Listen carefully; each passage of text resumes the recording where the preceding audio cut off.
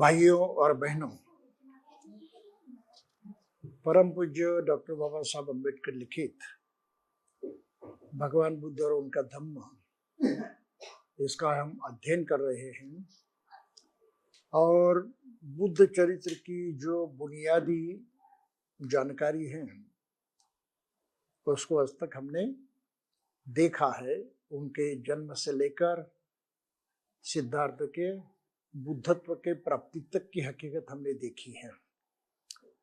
इसमें ध्यान रखने वाली केवल कुछ बातें हैं जिसको हमें प्रमाण मानना चाहिए, और अन्य जो वर्णित यहाँ सामग्री है इसके बारे में बाबा साहब ने आगे अपना मत दिया है, अपनी राय दी है, वो बाद में देखेंगे।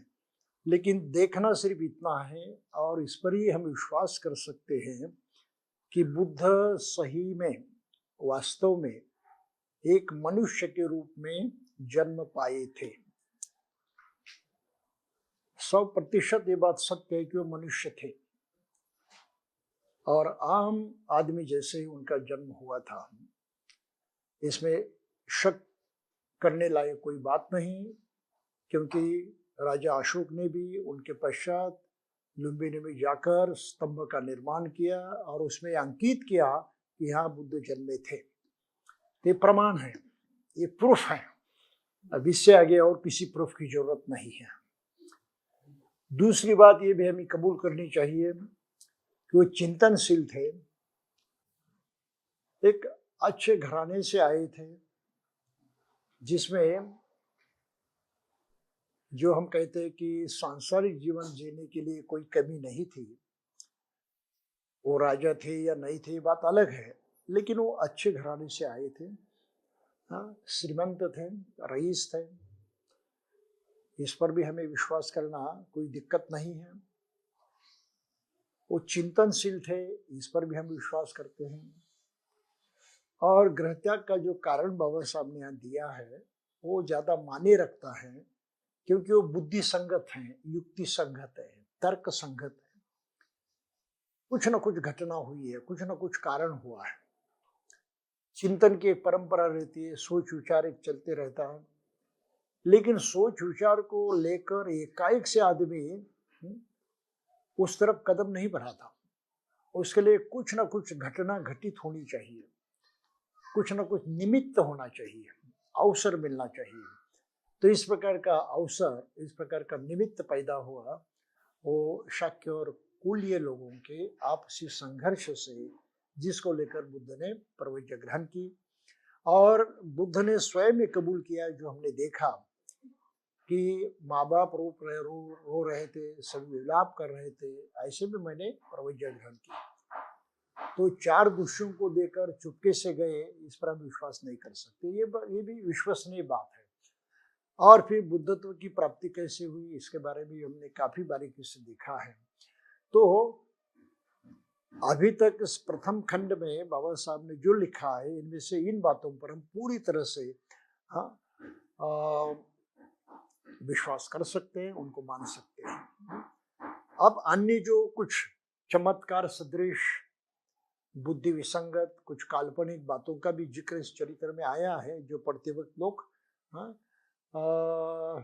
समझते हैं और उसको नकारते भी हैं या उसके बारे में संभ्रम पैदा होता है।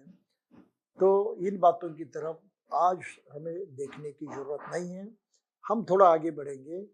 मैं ये इसलिए बता रहा हूँ कि बाबा साहब ने स्वयं अपने शब्दों में आगे कुछ कहा है।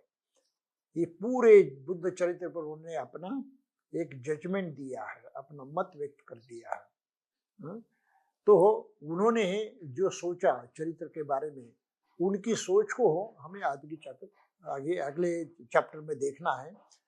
तो तुरंत हम दूसरी विषय की तरफ मोड़ने वाले हैं कि बाबा साहब के वक्त इस देश में कौन सा माहौल था, कौन से धर्म थे, कौन सी आचार विधि थी, कौन सी कल्पनाएं, कौन से तत्वज्ञान उस वक्त थे।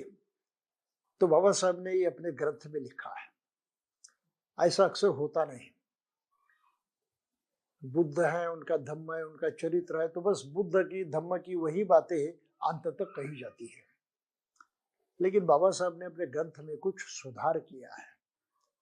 ये कुछ नए पन्ने उन्होंने यहाँ जोड़े हैं और ये दर्शाने की कीमत की कोशिश की है कि उस वक्त का माहौल कैसे था, क्या सोचते थे लोग और किस तरह से वो जीवन जीते थे। तो इसका इस 5वें भाग का जो शीर्षक है वह है बुद्ध और उनके पूर्ववर्ती, उनसे पहले जो लोग होकर गए, उनके साथ भी थे, उनकी क्या मान्यता थी, दर्शन थी, शिक्षा थी, इसके बारे में लिखा है। तो पहले उन्होंने तुलना की है बुद्ध और वैदिक ऋषि। अब ब्राह्मण वेदों को मानते हैं और कहते हैं कि वैदिक ऋषि थे, वो पहुंचे हुए लोग थे, ईश्वर को जानने वाले थे, परम शक्तियों को जानने वाले थे। उन्होंने जो शिक्षा दी है वो उनके 4 ग्रंथों में आई है, जिसको वेद कहा जाता है। ऋग्वेद है, यजुर्वेद है, सामवेद है, अथर्ववेद है, और ये सब ऐसे प्राचीन ऋषियों ने लिखे हैं, कोई आम आदमी ने नहीं लिखे। ये प्रत्यक्ष ईश्वर की वाणी है, ये जो ऋषि उनकी भी नहीं है। तो इस तरह से वेदों को अपौरुषेय मानते हैं, यानी किसी भी व्यक्ति ने उनको लिखा नहीं है, प्रत्यक्षात ईश्वर ने उनको प्रकट किया है। उसका रचयिता लेखक कोई एक आदमी नहीं है, कोई भी आदमी नहीं। तो वो जो देवता मानते थे वो एक खास देवता है। यहाँ बाबा साहब लिखते हैं, वेद जो है वे मंत्रों अर्थात स्तोत्रों या स्तुतियों का संग्रह है। इन स्तोत्रों या ऋचाओं का पाठ करने वालों को ऋषि कहते हैं। ये मंत्र इंद्र, वरुण यानी बारिश, अग्नि, सोम, ईशान, प्रजापति, ब्रह्मा, महद्दी, यम तथा अन्य देवताओं का आह्वान यानी प्रार्थना मात्र है। तो ब्राह्मण धर्म में ये प्राकृतिक बातें जो है इनको देवता माना जाता है और उनका आह्वान किया जाता है, यानी उनकी प्रार्थना की जाती है। किस लिए? शत्रुओं के विरुद्ध सहायता प्राप्त करने के लिए, उपहार स्वरूप धन प्राप्ति के लिए है, भक्तों से भोजन, मांस और सुरा की भेंट स्वीकार करने के लिए है। बाबा साहब स्पष्ट शब्दों में यहाँ लिखते हैं, वेदों में दर्शन की मात्रा अधिक नहीं, लेकिन कुछ वैदिक ऋषि थे जो दार्शनिक ढंग की निराधार कल्पना को अपनाए हुए थे। तो उन्होंने 8 ऋषियों के नाम लिखे प्राचीन। हिरण्य, यह अघमर्षण, प्रजापति परमेष्टि, ब्राह्मणस्पति या बृहस्पति, अनिल, दीर्घतमा, नारायण, हिरण्यगर्भ तथा विश्वकर्मा। तो इनके नाम दिए हैं। अब वेदों में क्या है? तो मुख्य समस्या, वैदिक दार्शनिक की मुख्य समस्या थी, उनके सामने सवाल था, ये पृथ्वी कैसे तैयार हुई, ये संसार कैसे पैदा हुआ, अलग अलग वस्तुओं की उत्पत्ति किस प्रकार हुई, इनकी एकता और अस्तित्व क्यों है, किसने उत्पत्ति की और किसने कौन सी व्यवस्था की। तो ऐसे प्रश्न उसमें है। विश्व के बारे में, मनुष्य के सुख दुख के बारे में कुछ भी नहीं है। और फिर सभी ये जो ब्राह्मण ऋषि हैं, इनका एक एक ऋषि की जो बात है बाबा साहब ने यहाँ कथन की है कि वो क्या क्या मानते थे। तो इसका मुख्य विषय था संसार की निर्मिति। और फिर आगे चढ़कर वो बहुत ही महत्वपूर्ण विषय पर आते हैं बाबा साहब। ये हम पढ़ लेते हैं, पढ़ने से पता चलेगा कि उनके मत क्या थे। और फिर बाबा साहब अपना मत व्यक्त करते हैं, अपनी राय देते हैं। वो कहते हैं बुद्ध से तुलना करते हुए कि बुद्ध ने सभी वैदिक ऋषियों को आदरणीय नहीं माना। बुद्ध की दृष्टि से वैदिक ऋषि आदरणीय नहीं थे, पूजनीय नहीं थे। उन्होंने केवल दो वैदिक ऋषियों को सर्वाधिक प्राचीन तथा मुख्य मंत्र रचयिता माना। बहुत पहले हुए हैं ऐसे दो, उनको ही उन्होंने माना है।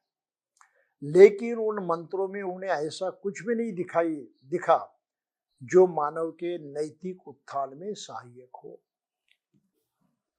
बुद्ध की दृष्टि से वेद मरुभूमि के समान बेकार थे।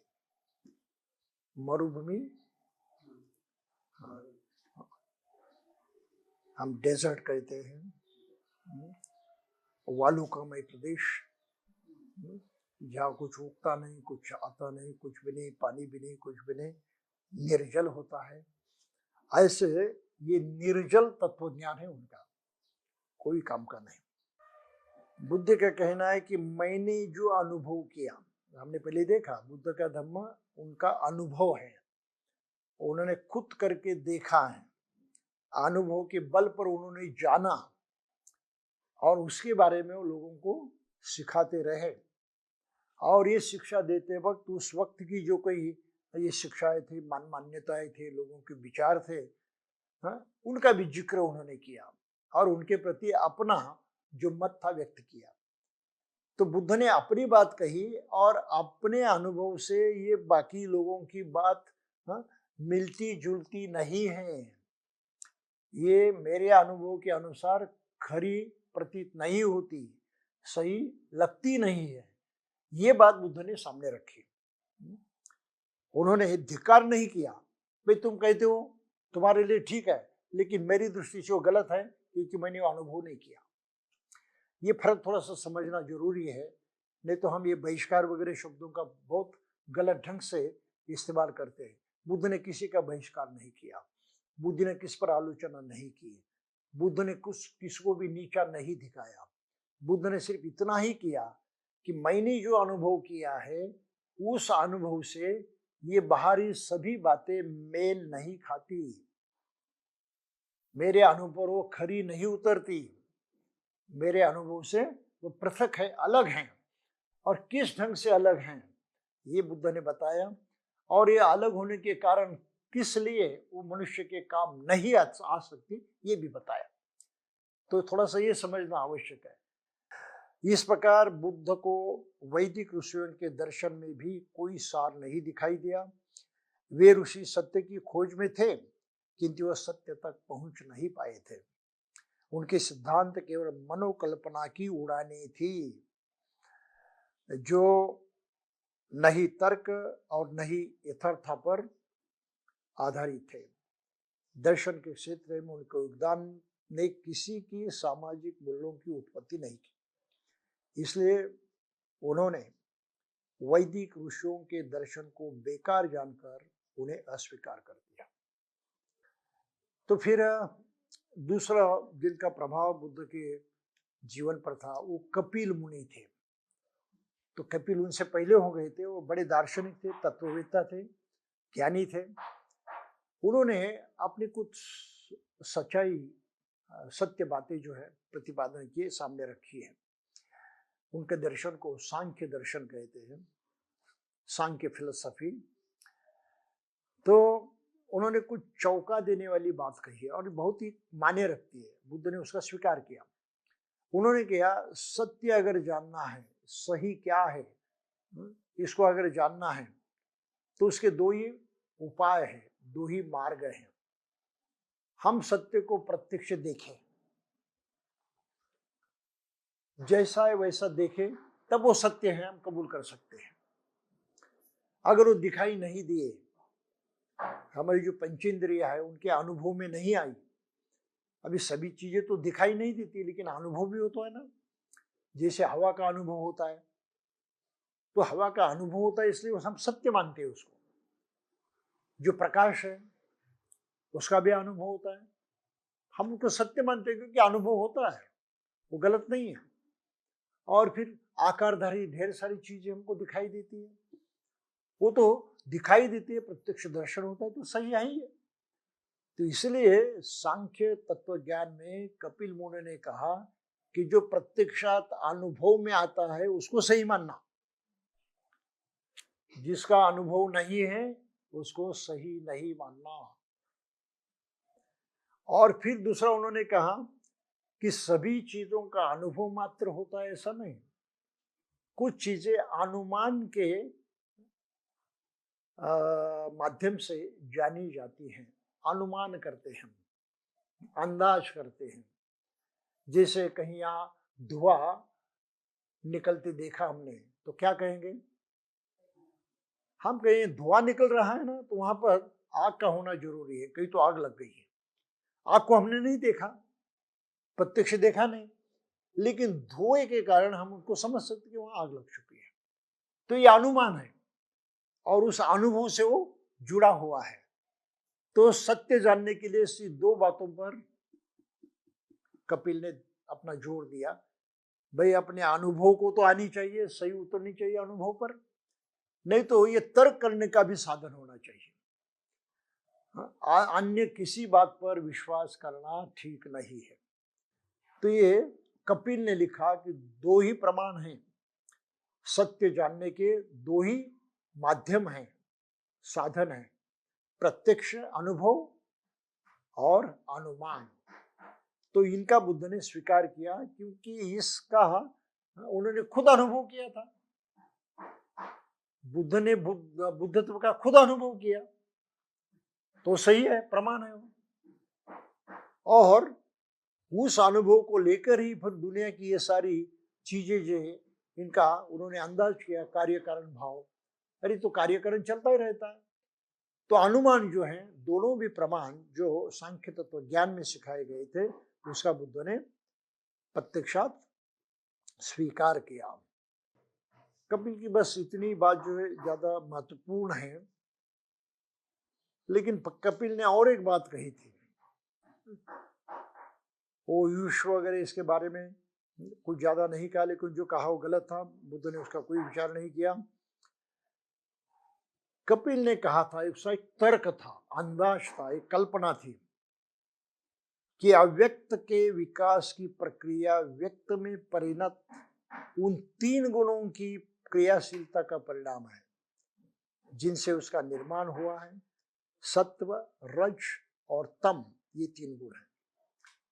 तो दुनिया में जो कुछ हम देखते हैं, घटनाएं होती है, कुछ बातें बनती है, तो इसका मत था कपिल का कि उसके पीछे तीन गुण होते हैं, सत्व गुण यानी सच्चाई, रज यानी दोष वगैरह होता है, और तम यानी एक घृणा वगैरह, इस तरह से। तो इनके कारण मनुष्य में अलग अलगपन दिखाई देता है। तो कहते ये जब तीनों गुणों में संतुलन में आते हैं, एक दूसरे पर हावी नहीं होते, तब विश्व का विकास रुक जाता है। तो तीनों गुणों में संतुलन पाना यही आदमी का जीवन कर्तव्य है, वही उसका धर्म है, और इसी को उसने अनुसरण करना चाहिए। कपिल की बात थी, बुद्ध ने इसका स्वीकार नहीं किया। बुद्ध की बात क्या थी, बुद्ध ने कपिल की सभी शिक्षाओं को स्वीकार नहीं किया, कपिल की केवल तीन ही बातों को उन्होंने स्वीकार किया। क्या उन्होंने स्वीकार किया कि सत्य को प्रमाण पर आश्रित होना चाहिए, चिंतन का आधार विवेक होना चाहिए, प्रत्यक्ष प्रमाण होना चाहिए, प्रूफ होना चाहिए, तब उसको सत्य मानेंगे। जब प्रूफ नहीं है तो सत्य नहीं मानेंगे। और उसके पीछे सोच विचार करने की ताकत होनी चाहिए, बगैर सोच के हम कुछ को मानेंगे नहीं। फिर दूसरी बात उन्होंने की कि इस मान्यता के पीछे कोई तार्किक या तथ्यपरक आधार नहीं है कि ईश्वर का अस्तित्व है अथवा उसने विश्व की उत्पत्ति की है। ईश्वर है या नहीं, उसने विश्व का निर्माण किया है, इसका कोई ही प्रूफ नहीं है, इसके लिए कोई आधार नहीं है। इस मान्यता को हाँ, आप स्वीकार करने के लिए कोई तर्क नहीं किया जा सकता। तो इस बात को बुद्ध ने स्वीकार किया। उन्हें ये मान्य था कि संसार में दुख है, ये कपिल ने कहा था। तो इन तीन बातों को ही बुद्ध ने अपनाया, बाकी सब उन्होंने छोड़ दिया। तो ब्राह्मण ग्रंथों की उन्होंने बड़े बारीकी से मीमांसा की है। मेरी तो अपनी मान्यता ही है कि बाबा साहब ने ब्राह्मणी धर्म, जिसको आजकल हिंदू धर्म के नाम से माना जाता है, उनका जो वांग्मय है, उनकी जो धार्मिक ग्रंथ हैं, परंपराएं हैं, इसका इतना बारीकी से अध्ययन किया है और उनकी असलियत को लोगों के सामने रखने के लिए ढेर सारा लिखा है, बहुत लिखा है उन्होंने। ये खास बात ध्यान देने योग्य है। तो उन्होंने एक वाक्य में इसके बारे में लिखा है, इसके अंत में लिखा है, बिल्कुल एक वाक्य में वे कहते हैं, बुद्ध जानते थे कि ये ईश्वर की बनाई हुई सामाजिक व्यवस्था बताई जाती है, इसलिए इसमें परिवर्तन नहीं हो सकता, इसे केवल समाप्त ही किया जा सकता है। पहली बात तो लिखते हैं कि वेद पवित्र हैं और वो अचूक हैं, उसमें कोई गलती नहीं है और इसलिए उन पर कोई प्रश्न नहीं उठाया जा सकता। किसी को अधिकार नहीं कुछ सवाल पूछने का, बस उसको मानो, क्योंकि पवित्र हैं, उसमें कोई गलती नहीं है और इसके बारे में कोई प्रश्न नहीं पूछ सकता। तो इसलिए वेदों को उन्होंने पूरी तरह से सुरक्षित कर रखा, मानना ही चाहिए।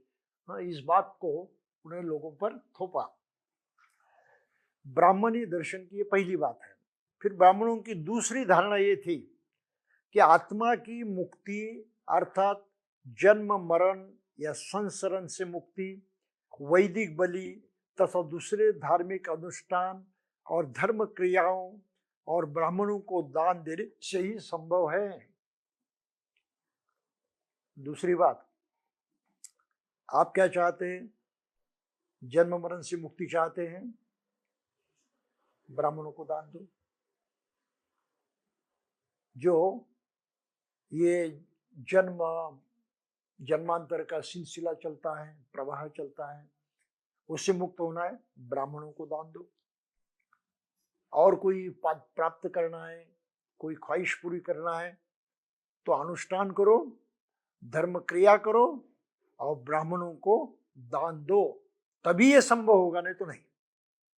ब्राह्मण धर्म में प्रत्यक्ष ब्राह्मण ही देवता है, सारा धर्म है, सब कुछ सही है, सब पवित्र है, उसके बगैर कुछ नहीं। उन्होंने अपने ग्रंथों को ईश्वर प्रणीत माना, पवित्र माना, उस पर कोई सवाल उठाना नहीं है, मानना ही है। और इस मान्यता से समस्त हिंदू जाति जो है अपने अस्तित्व को भूल गई है, यह अज्ञान है। तो फिर आगे और क्या कहते हैं? दूसरी बात है कि इस धर्म में, इस ब्राह्मण ग्रंथों में उन्होंने चातुर्वर्ण की समाज व्यवस्था पक्की की है कि समाज में सभी लोग एक जैसे नहीं हैं, उनके चार भाग हैं। एक ब्राह्मण वर्ग है, ब्राह्मण जाति है, जो सबसे श्रेष्ठ है, पवित्र हैं, लगभग पृथ्वी तल की वो देवता ही है, उससे कम नहीं।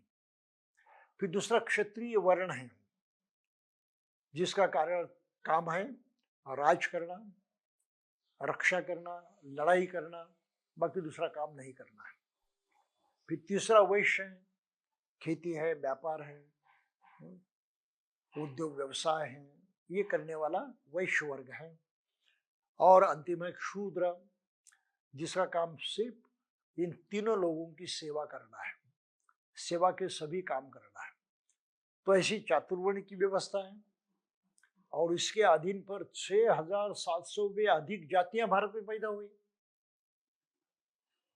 इसके तहत। तो ये चातुर्वर्ण का ढांचा जो है, जो ब्राह्मणों ने दिया, वो कहते कि हमने नहीं निर्माण किया, वो तो प्रत्यक्षात ईश्वर ने निर्माण किया। लोगों में ये जो अलगाव उन्होंने पैदा किया है, वो ईश्वर ने किया। और ऋग्वेद में उन्होंने इस तरह से एक हकीकत लिखी है, जो पुरुष सूक्त नाम से जाना जाता है, और ईश्वर के नाम पर वो थोपवा दिया है। क्या कहा उन्होंने? ईश्वर जो है परम पुरुष है, आदि पुरुष है, सर्वप्रथम है, उनके शरीर से मनुष्य पैदा हुए। मुंह से जो पैदा हुआ वो ब्राह्मण, मुंह से जो पैदा हुआ वो ब्राह्मण, बाहु से जो पैदा हुआ, भुजाओं से, वो क्षत्रिय, जांघों से जो पैदा हुआ वो वैश्य, और पैरों से जो पैदा हुआ वो क्षूद्र। क्या हम लोग इस पर विश्वास कर सकते हैं? ये विश्व में कहीं हमको ये दिखाई देता है? और आज भी अगर हम इस पर विश्वास करते हैं तो क्या हमारा ही दिमाग बिगड़ नहीं गया है? तो हिंदुओं को ये सिखाने की जरूरत है, किसी को मालूम नहीं है। बुद्ध है, बुद्ध के बाद फिर हमारे जमाने में बाबा साहब है, शाहू छत्रपति है, महात्मा फूले हैं। इन ढेर सारे महापुरुषों ने इस तरफ भी इशारा किया और इस बात को प्रकट किया कि ये गलतियां सुनो, जानो, समझो। इसलिए सभी जो महान पुरुष थे उन्होंने कहा कि शिक्षा जरूरी है, सबको सिखाओ, पढ़ाओ, उनको बताओ क्या है। इस जागृति को जैसे फैलाया जा सकता है, उसी के अनुपात में सुधार भी हो सकता है। तो ये चातुर्वर्ण की व्यवस्था जो है, इसको बाबा साहब ने बहुत भारी आपत्ति जताई है, और वास्तव में हर मनुष्य का अपमान करने वाली ये बात है। वो क्या लिखते हैं देखिए, ब्राह्मण को वे सभी अधिकार और विशेष सुविधाएं प्राप्त थी जिनका वो इच्छानुसार दावा कर सकता था, लेकिन क्षत्रिय एक ब्राह्मण के समान उन अधिकारों और विशेष सुविधाओं का दावा नहीं कर सकता था। एक वैश्य की अपेक्षा उसे अधिक अधिकार और विशेष सुविधाएं प्राप्त थी। वैश्य को एक शूद्र की अपेक्षा अधिक अधिकार और सुविधाएं प्राप्त थी, लेकिन वह उन अधिकारों और विशेष सुविधाओं की मांग नहीं कर सकता था जो एक क्षत्रिय को प्राप्त थी। और जहां तक शूद्र का संबंध है, किसी विशेष सुविधा का तो कहना ही क्या, उसे अन्य किसी प्रकार का भी अधिकार नहीं था। उसके लिए यही सुविधा थी कि वह ऊपर की तीनों वर्गों की बिना रुष्ट किए किसी न किसी तरह जीवित रहे। चातुर्वर्ण के तीसरे नियम का संबंध पेशा और जीविका के साधनों के बंटवारे से था। ब्राह्मण का पेशा था पढ़ना और धार्मिक संस्कार करना, क्षत्रिय का पेशा था युद्ध करना, वैश्य का पेशा था व्यापार, शूद्र का पेशा था शूद्र ऊपर के तीनों वर्णों की सेवा। इन चारों वर्गों का ये विभाजन ऐसा नहीं था कि एक वर्ग किसी दूसरे वर्ग का पेशा कर सके। प्रत्येक वर्ग केवल अपना ही पेशा कर सकता था, कोई भी एक वर्ग किसी दूसरे के पेशे में अतिक्रमण नहीं कर सकता था। व्यवसाय, हर जाति का अपना व्यवसाय, बस वही करना चाहिए, ये पहले बंधन था। अब यूरोपियन लोगों का राज आया, आधुनिकता के युग में भारत प्रविष्ट हुआ, तब अपनी ही जाति का धंधा व्यवसाय करने की जो बातें थी वो अभी टूट गई है। अब कोई भी आदमी कौन सा भी धंधा कर सकता है। इसलिए आज की तारीख में वो वही व्यवस्था लाना चाहते हैं और पिछड़े जाति वर्गों को शिक्षा से वंचित रखना चाहते हैं। इसलिए प्राइवेटाइजेशन हो रहा है। इसलिए प्राइवेटाइजेशन में शिक्षा की जो कीमत है, फीस है, वो बढ़ती जा रही है, ताकि गरीब आदमी स्कूल में ना जाए, इतने पैसे तो उसके पास नहीं होंगे, चुपचाप वो घर बैठेगा। तो ये आधुनिक काल में ये हो रहा है भारत में। एक चौथा नियमन था शिक्षा के अनुसार, चातुर्वर्ण के आदर्श के अनुसार केवल पहले 3 वर्ग ब्राह्मण, क्षत्रिय, वैश्य यही शिक्षा पा सकते हैं, शूद्रों को शिक्षा का अधिकार नहीं, और स्त्रियां जो हैं उनको भी शिक्षा का अधिकार नहीं। तो ब्राह्मण स्त्री भी शिक्षा से वंचित थी। कब तक? अंग्रेजों का राज यहां आने तक। और पहली स्कूल, पहला विद्यालय महिलाओं के लिए महात्मा फुले जी ने स्थापित किया। कौन सी महिला थी उनके पहले स्कूल में? सभी ब्राह्मण,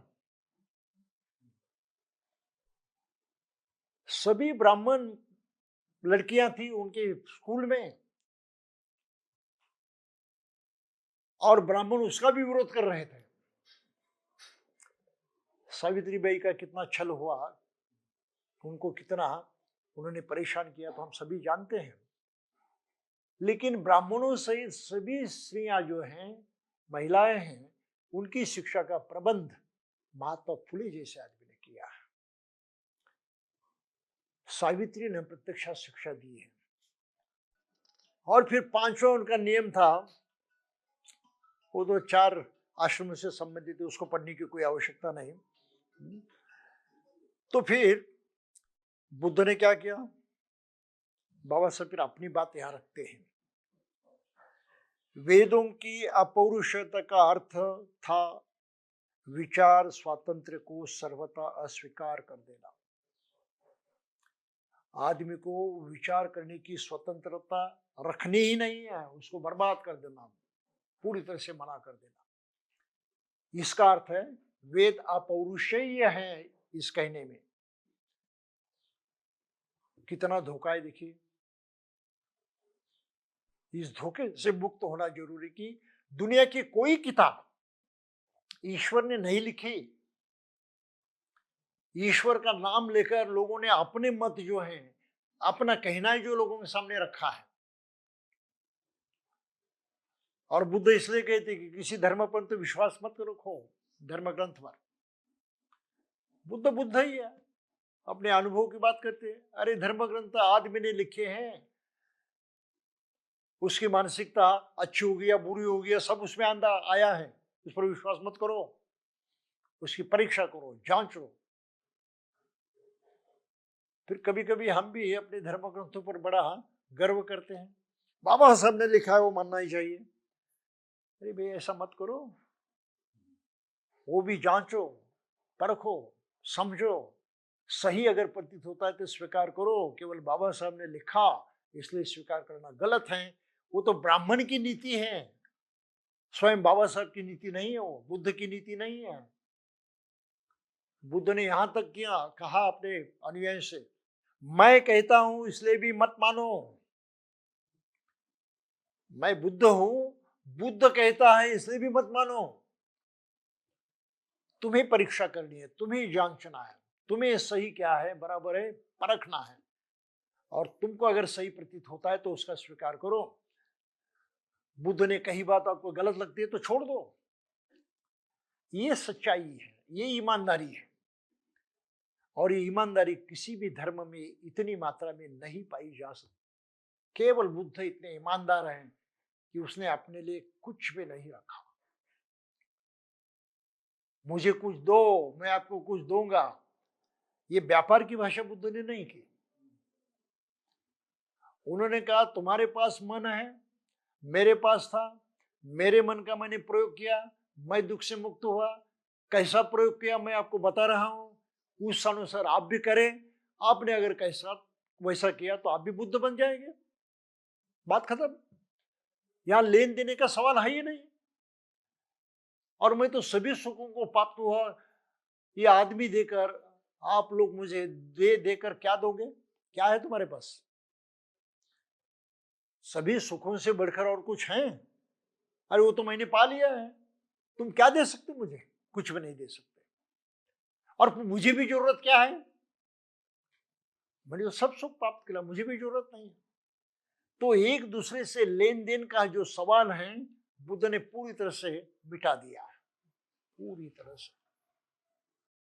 वेदों को अपौरुषता देने का मतलब है लोगों को सोचने से इनकार कर देना, रोकना।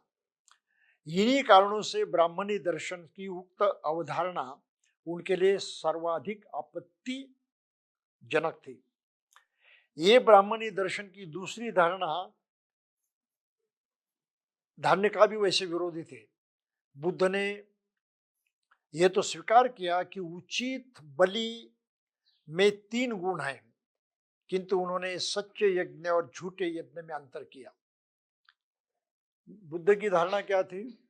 दूसरों के कल्याण के लिए स्व परित्याग को ही बुद्ध ने सच्चा यज्ञ बताया।